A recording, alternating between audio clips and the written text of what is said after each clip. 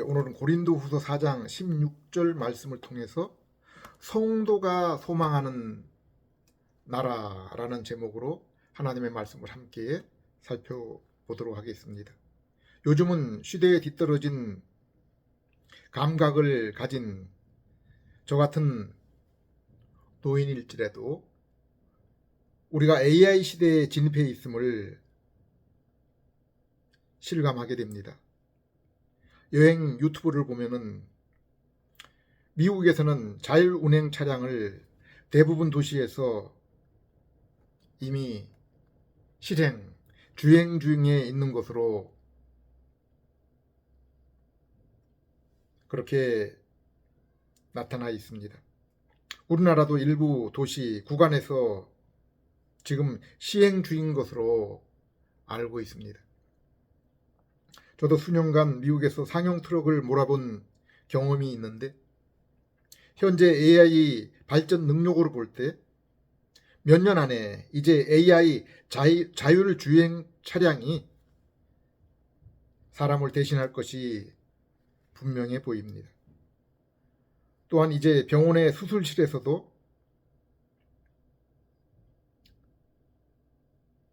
수술을 AI 로봇이 하는 그러한 일들이 시작이 되었고, 그곳에서 의사는 주로 수술 진행 상황을 AI가 수술하는 그 수술 진행 상황을 살피며 간단한 조작 정도만 하는 일들이 시범적으로 시행되고 있습니다. 삼성과 현대 같은 세계적 기업에서 대규모 파업 또한 앞으로는 찾아보기 어려운 그러한 시대가 올 것입니다.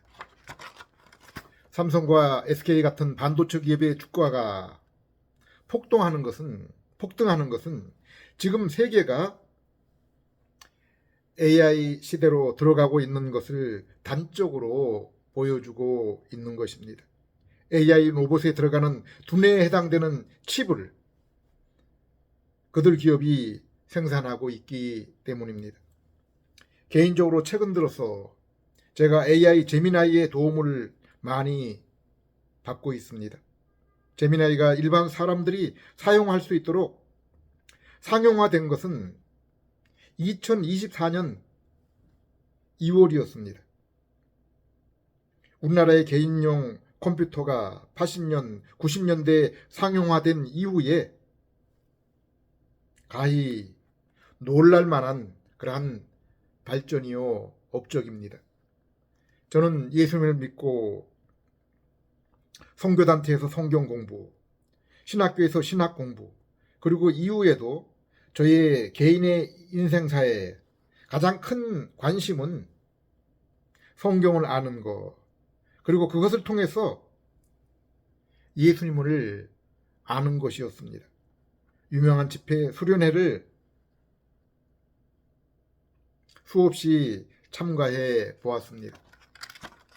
지금까지도 인터넷 알라딘 서점을 통해서 기독교 서적을 열람하고 읽고 싶은 책은 아끼지 않고 구매해서 읽었습니다. 그리고 저의 주된 관심 서적은 개혁주의 관련 서적이었습니다. 그런데 최근 AI 제미나이를 만난 후로는 성경을 읽으면서 공부하면서 주로 이 제미나이의 도움을 받고 있습니다. 제미나이는 현재까지 인류가 갖고 있던 모든 지식을 가지고 있고 현재도 실시간으로 새로운 지식, 정보들을 최신의 그러한 정보들을 습득하고 있기 때문입니다. 지금까지 어느 전문 지식인보다 많은 지식을 가지고 독자가 요구하는 요구에 대해서 군더더기 없이 정확하게 알려주고 있습니다. 물론 저는 신학 부분, 그것도 개혁주의 입장에 대해서는 비교적 전반적이고 소상한 지식을 가지고 있기 때문에 제미나이의 정보의 신뢰성을 판단할 수 있습니다. 그리고 이 지식 정보는 신학뿐 아니라 모든 분야에서 마찬가지로 생각됩니다. 실제적으로 제가 다른 영역의 지식과 정보 또한 도움을 얻고 있습니다. 앞으로 자동차 운행 관련 산업 그리고 지식 산업에서 획기적인 전환이 일어나리라 생각되며 이러한 범위는 이제 산업계 전체에 산업계 전반에 마찬가지로 일어나게 될 것입니다. 정말 앞으로 몇 년 후 세상에서 인간의 할 일이 얼마나 남아 있을까 의문이 들지 않을 수 없습니다. AI로 인해 분명 인간의 삶은 윤택해질 것입니다. 좋은 의료 진로 인해서 건강 장수를 누리며 또 질 좋은 문화 혜택을 누리게 될 것입니다. 그리고 인간의 할 일이 획기적으로 줄어들면서 국가가 국민들에게 생활에 필요한 통화를 제공하게 되리라 생각됩니다. 인간은 점점 더 많은 여가를 갖고 질적으로 향상된 생활을 하게 될 것입니다. 그리고 점점 더 AI 시스템에 의지하게 될 것이 분명합니다. 그리고 AI를 통제하는 소수의 사람들에 의해 세상이 어떤 방향으로든 움직일 것입니다. 여기에서 우리는 지금 시작된 AI 시대 그리고 AI 이후 시대에 인간이 어떻게 살게 될 것인가, 인간의 존재와 목적에 관한 문제를 생각해 보지 않을 수 없습니다. 세상은 이제 지식과 산업에 있어서 최종점으로 다가가고 있습니다. 오히려 인간이 만든 AI 로봇에 의해 인간이 지배를 받을 정도가 되어버렸습니다. 이러한 시대에 저는 인간이 왜 사는가 하는 문제에 대해서 생각을 해봅니다. 아직까지 완전히 이루어진 것은 아니지만은 AI 시대에 본격적으로 접어들면은 인간의 의식주 문제 그리고 안식 곧 쉼의 문제가 자연적으로 해결되지 않을까 생각해 봅니다. 그렇다면 인간이 이러한 기본적인 욕구와 바램을 이루고 그 이후에 추구하는 것이 무엇일까요? 성경으로 돌아가 보겠습니다. 하나님은 피조세계 세상을 하나님 보시기에 아름답게 창조하셨습니다. 그리고 이 창조세계 위에 그분의 대리자로 아담 곧 인간을 자신의 형상으로 창조하셨습니다. 골로새 3장 10절, 에베소 4장 24절을 보면은 하나님은 아담에게 하나님을 알고 그분의 마음과 생각을 이해할 수 있는 지식을 주셨고 또 더욱더 하나님 자신을 알릴 수 있는 그 길을 열어주셨습니다. 또한 그분과 인격으로 사귈 수 있는 의로움과 거룩함의 성품 또한 주셨다고 했습니다. 창세기 1장 28절, 2장 15절을 보면은 하나님은 인간을 세상을 통치할 수 있는 왕, 그리고 하나님과 소통할 수 있는 제사장의 역할을 주시고 온 땅에 두루 퍼져 충만하게 하셔서 땅끝까지 하나님을 아는 인간이 가득하게 하며 하나님의 지식으로 개인들이 더욱 충만하며 그리하여 왕으로 이 땅 또한 공의와 인자로 다스리기를 원하셨던 것입니다. 그러므로 그들은 하나님과 그분을 점점 더 아는 지식 그리고 그분을 점점 더 닮은 성품으로 하나님과 더 깊은 교제 곧 하나님께 더 가까이 나아갈 뿐 아니라 하늘과 땅의 창조주와 주관자 되시는 하나님의 그 마음과 뜻을 닮아 이 땅도 하나님의 마음으로 다스리는 그러한 삶을 살아가기를 원하신 것입니다. 성경에서 반복하여 강조하는 인간의 창조 목적은 하나님이 인생의 주인과 아버지 되시며, 그러므로 우리의 인생은 그분의 백성 삼으시기를, 우리 인생을 그분의 백성 삼으시기를 원하시는 것이었습니다. 인간은 이로 인해 하나님과 깊이 사귀며 감사와 공경을 나타내게 되는데, 이것이 성경에서 말씀하는 하나님께 영광입니다. 인간은 이 영광을 위해서 창조된 것입니다. 인생에 있어서 참된 기쁨과 만족은 오직 하나님과의 이 바른 관계에서 오는 것입니다. 영광을 따라오게 되는 것입니다. 그런데 창세기 2장 17절을 보면은 이러한 인간에게 주신 명령, 곧 지켜야 될 율법이 있었습니다. 선악을 알게 하는 나무의 열매는 먹지 말라. 내가 먹는 날에는 반드시 죽으리라 하시니라. 하나님은 하나님 자신의 뜻을 인간에게 강제하지 않으시고 자유롭게 선택하도록 하신 것입니다. 그런데 인생은 물론 사단의 유혹이 있었지만은 하나님 대신에 자기 자신 중심의 삶, 길을 택한 것입니다. 역사상 최고의 의식주와 안식의 그 보장된 환경에서도 인간은 하나님의 뜻과 영광 대신 자신을 선택한 것입니다. 이 선택 뒤에 찾아온 것은 육체의 사망, 인생의 고통과 수고, 그리고 인격적 하나님과의 그 사귐과 낙원의 상실이었습니다. 이후에도 비록 인간과 하나님과의 영적인 교제가 없고 하나님께 그 예배드릴 장소는 없어졌지만은 눈에 보이는 피조 세계는 변함이 없어 보였습니다. 오염되지 않은 세상, 그리고 인간의 사망 전 수명이 1000살 가까이 되었습니다. 그런데 자신이 행복하리라 보고 선택한 인간이 주인된 세상의 모습은 어떠하다고 했습니까?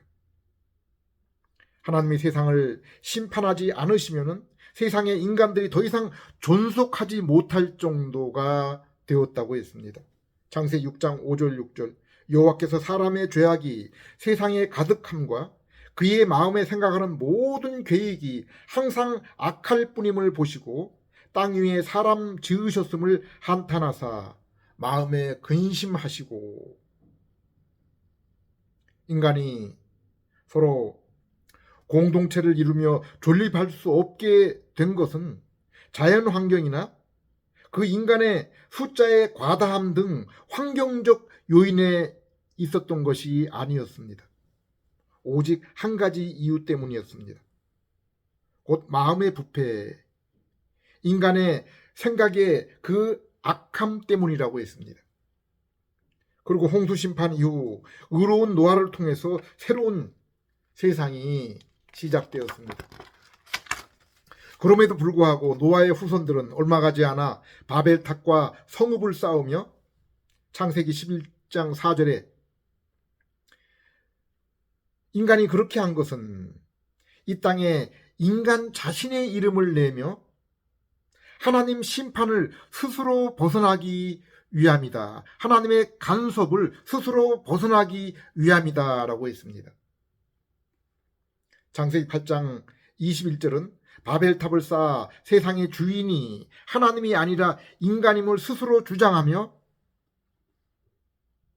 하나님의 간섭을 벗어내려 한 것은 그들의 마음이 홍수 이전처럼 여전히 부패한 상태에 있기 때문이라고 했습니다. 하나님은 바벨탑을 쌓는 인간을 홍수와 같은 심판으로 멸망시키지 않으시고 대신 언어를 흩으셔서 서로 각각의 민족으로 온 땅에 흩어지게 하였습니다. 이것은 홍수 노아와 맺은 무지개 언약으로 인해서입니다. 하나님은 택하신 백성의 구원과 보존을 위해서 인류의 마지막 심판 때까지는 이 땅에 부분적인 심판만을 허용하신 것입니다. 바벨탑 사건 이후 하나님은 아브라함을 택하시고 부르시고 그와 그 후손을 통해 이 땅에 하나님 나라, 곧 하나님 백성, 약속의 땅, 하나님이 왕으로 다스리는 나라를 창세기 12장 1절에서 3절에 약속하셨습니다. 창세기 15장 6절에 아브라함을 믿음으로 의롭게 여기시고 창세기 17장 1절에는 노아를 은혜로 부르신 후에 이 땅에서 의인으로 인정하신 후에 새로운 세상을 여신 것처럼 아브라함을 부르시고 의롭게 여기신 후에 너는 내 앞에서 성실하고 흠없이 살라라고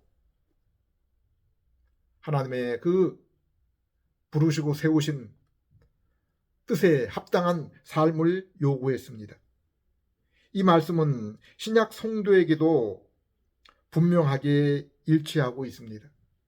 하나님은 성도인 우리를 세상에서 불러내어 성령님을 통해 믿음의 인을 치시고 의롭게 여기신 후에 이제 거룩한 삶, 예수 그리스도와 같은 삶을 요구하셨습니다. 성경이 말씀하는 구원의 확인과 확신은 오직 성령님이 함께 하시는 증거로 나타나는 인격의 삶, 열매를 통해서입니다.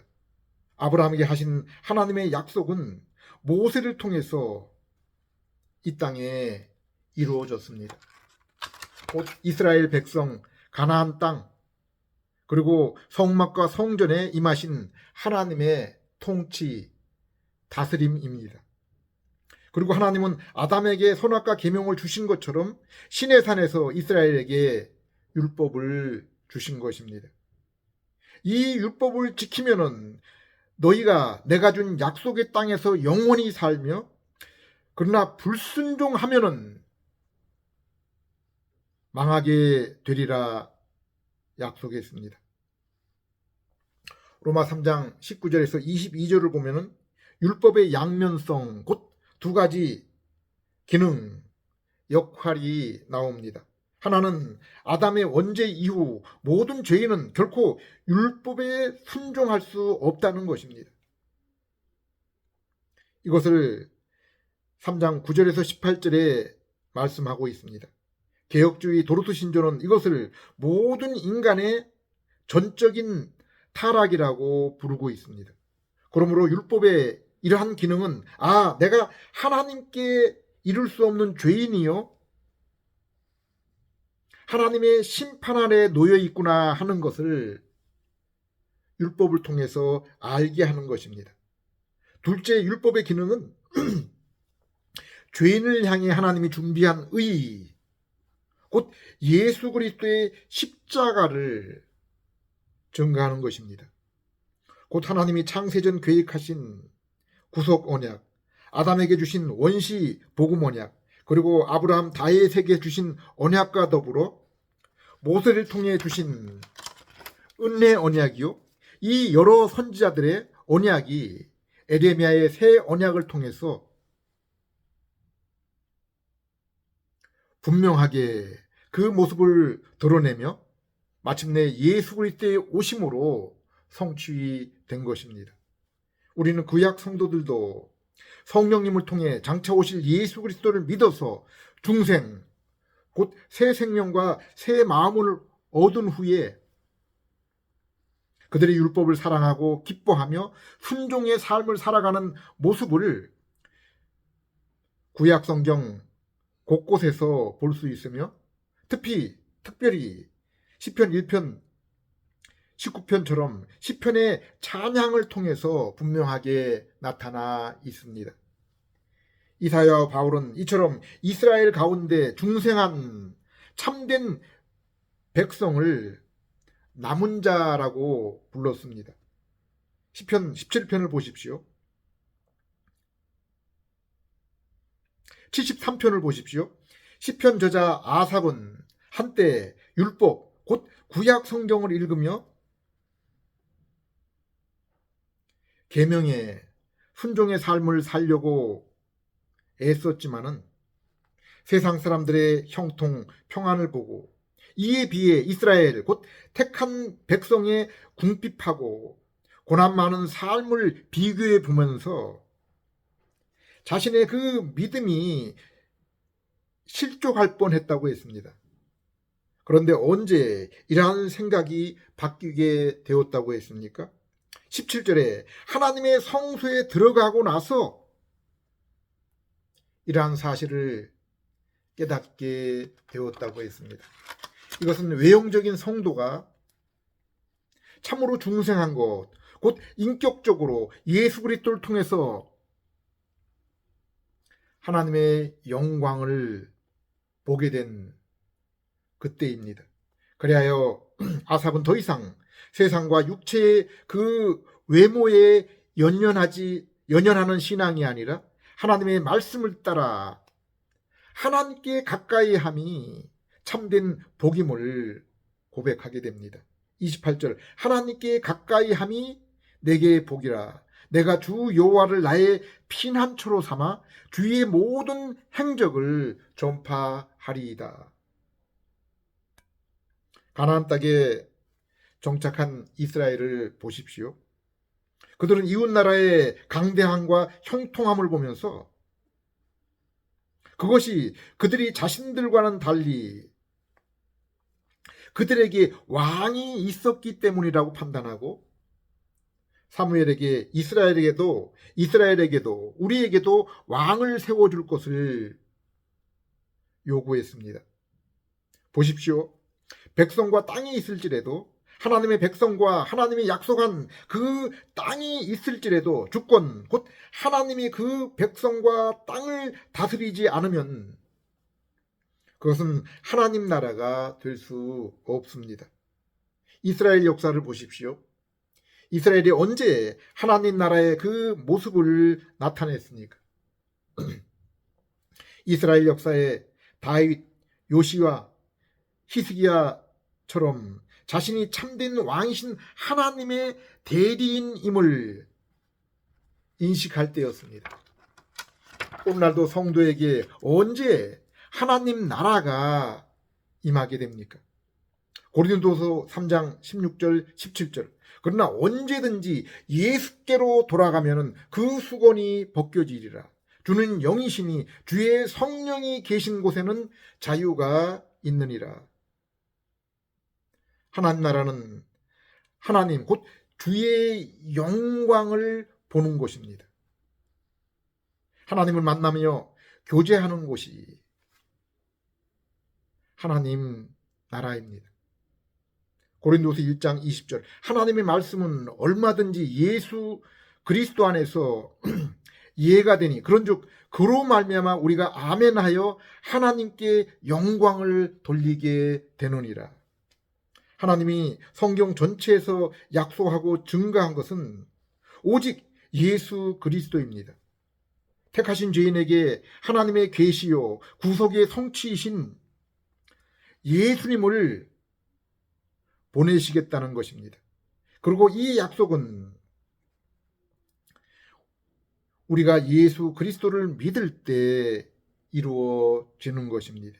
그래야 로마서 14장 17절에 예수 그리스도를 믿음으로 성도 안에 영원히 임하신 성령님으로 말미암아 성도는 이 땅에서 하나님의 나라, 하나님의 영광을 누리게 되는 것입니다. 의와 평강과 희락의 심령의 천국을 맛보게 되는 것입니다. 여기 의인은 하나님과의 바른 관계, 곧 선악과 계명, 율법의 기쁨으로 순종하여 하나님의 다스림을 받는 상태. 그러므로 성도는 의의 말씀을 사랑하며 묵상을 기뻐하고 힘써 순종의 삶을 살아가게 되는 것입니다. 평강은 이처럼 예수님 곧 하나님의 의를 믿음으로 받아들여 하나님의 자녀들에게 임하는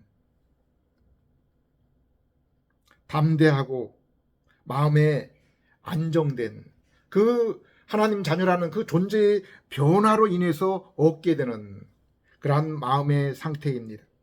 인생이 하나님의 자녀로 영원히 하나님과 함께 하셔서 하나님의 그 피난처와 분깃이 됨보다 인생을 더욱더 담대하게 든든하게 만드는 것이 무엇입니까? 여기 기쁨은 하나님의 형상을 회복한 자녀가 하나님과 말씀의 순종으로 나누게 되는 사귐과 동행을 통해서 얻는 것입니다.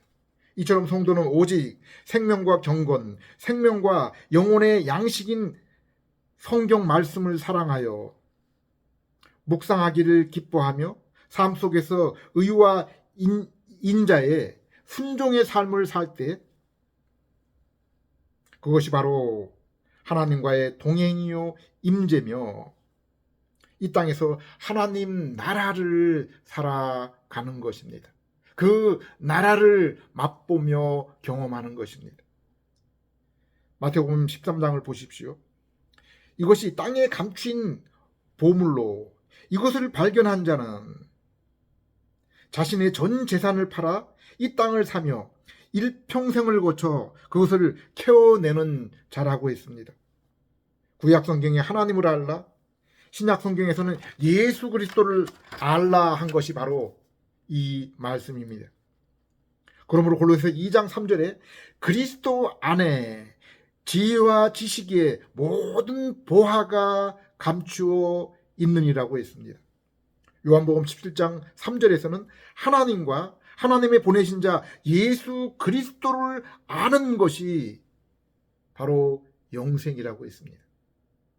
베드로는 사람들이 다 예수 그리스도를 떠날 때 영생의 말씀이 여기 있음에 내가 어디로 가겠습니까? 라고 고백했습니다.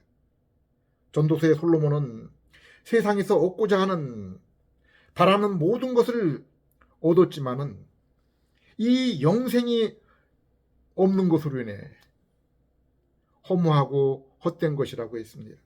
욥은 자식, 재산 그리고 질병으로 모든 것을 잃었지만은 그런 것을 잃은 그 고통을 통해 주님의 얼굴을 보며 더 가까이 나가게 될 때 세상을 잃고 그리고 고난을 통해서 주님을 얻음을 감사했습니다. 예수님도 나를 얻기 위해서는 인간관계, 재산 그리고 너희 자신을 포기하고 날마다 자신을 부인해야 얻을 수 있다고 했습니다. 물론 이 순서는 인간 편에서 바라보는 순서입니다. 올바른 순서는 하나님이 예수 그리스도의 이름으로 하나님이 예수 그리스도의 이름이 전파되는 곳에 찾아오시고 성령님의 중생을 통해 믿게 하시고 말씀의 순종으로 그들이 하나님 나라를 맛보며 그로 인해 이제 기쁨과 자원함으로 예수님을 따르게 하시는 것입니다. 다시 처음 질문으로 돌아가서 이 종말에 AI 첨단 시대를 살아가면서 그러므로 성도는 어떻게 살아야 합니까? 인류 역사의 여러 변천에도 불구하고 인생에게 결코 바뀌지 않는 것, 결코 바뀔 수 없는 것이 있습니다. 곧 사람의 마음, 죄성입니다. 이 죄성, 마음의 부패가 있는 한 세상의 환경이 아무리 좋아 보여도 그것은 결코 천국일 수 없습니다. 하나님이 함께 할 수 없습니다.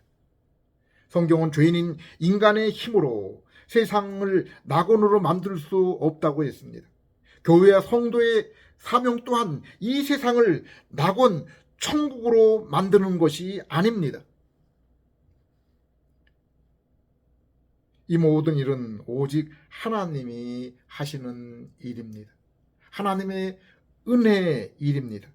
천지를 창조하시고 주관하시고 타락한 세상을 구속하시고 그리하여 영원한 천국, 영생에 이르게 하시는 것은 오직 하나님의 일, 거저주시는 은혜입니다. 예수 그리스도의 십자가 복음에 죄인이 응답할 때 죽은 영혼이 즉시 부활하며 거룩한 새 마음을 얻으며 그리하여 성도의 그 마음이 성경 말씀을 사랑하며 순종하며 예수 그리스도의 모습으로 변화하기 시작하는 것입니다. 도르트 신조는 전적으로 부패한 이러한 인생이 하나님의 조건 없는 선택으로 오직 이 땅에 택하신 자들만이 구원을 얻으며 그들은 하나님의 이 구원 초청에 부르심에 결코 거부할 수 없으며 하나님께서 이들을 성령님의 인도로 인해서 세상 끝날까지 그들이 믿음을 잃지 않고 구원을 잃지 않으며 더욱 그리스도를 닮아가는 거룩한 성화의 삶을 살게 된다고 했습니다. 고린도 4장 16절. 그러므로 우리가 낙심하지 아니하노니 우리의 겉사람은 낡아지나 우리의 속사람은 날로 새로워지는도다. 이 악함과 더러움이 가득 찬 그 세상에 또 성도일지라도 죄성을 가진 그러한 그 상태에서 성도가 결코 낙심하지 않는 그러한 그 유일한 길이 있습니다. 성경은 우리에게 분명하게 말씀하고 있습니다. 오늘날 AI 시대에 그리고 AI 이후 시대가 세상과 인생에게 저들이 세상에서 바라던 건강, 장수, 편리함을 줄 수 있습니다. 그러나 세상이 할 수 없는 것, 오직 하나님만이 할 수 있는 것이 있습니다. 그것은 곧 인생의 부패, 죄성을 바꾸는 것입니다. 디모데후서 3장 1절에서 3절, 데살로니가 후서 2장 6절에서 8절 등 종말에 관한 성경 말씀을 볼 때 우리는 세상은 앞으로도 점점 더 성도들이 살아가기 어려운 때가 올 것임을 말씀하고 있습니다. 그럼에도 불구하고 성도의 속사람,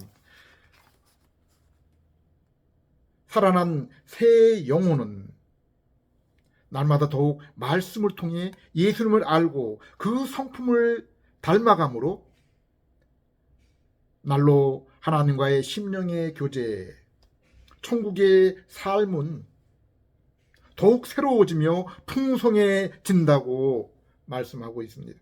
그러므로 요한계시록 22장 11절에 종말에 세상은 비록 더욱 불의하고 더욱 더러워질지라도 너희는 더욱 공의를 행하고 더욱 거룩의 삶을 살라고 했습니다.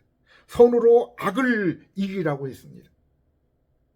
로마 15장 13절 소망의 하나님이 모든 기쁨과 평강을 믿음 안에서 너희에게 충만하게 하사 성령의 능력으로 소망이 넘치게 하시기를 원하노라.